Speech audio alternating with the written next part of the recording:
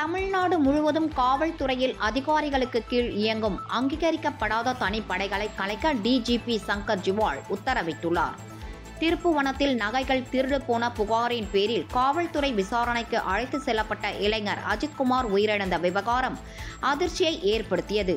இதையடுத்து சிவகங்கை போலீஸ் எஸ்பியை காத்திருப்போர் பட்டியலுக்கு மாற்றியும் மானாமதுரை டிஎஸ்பியை சஸ்பெண்ட் செய்தும் குற்றம் சாட்டப்பட்ட போலீசாரை கைது செய்தும் அரசு நடவடிக்கை எடுத்துள்ளது. வழக்கும் சிபிஐ விசாரணைக்கு மாற்றப்பட்டுள்ளது.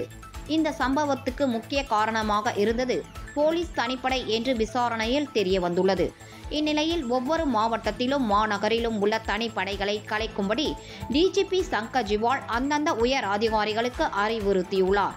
மேலும் குற்ற செயல்கள் நடக்கும்போது அதன் தன்மைக்கு ஏற்ப உரிய நோட்டீஸ் அளித்து தனிப்படைகள் அமைத்து விசாரிக்க வேண்டும் என்றும் உத்தரவிடப்பட்டுள்ளது.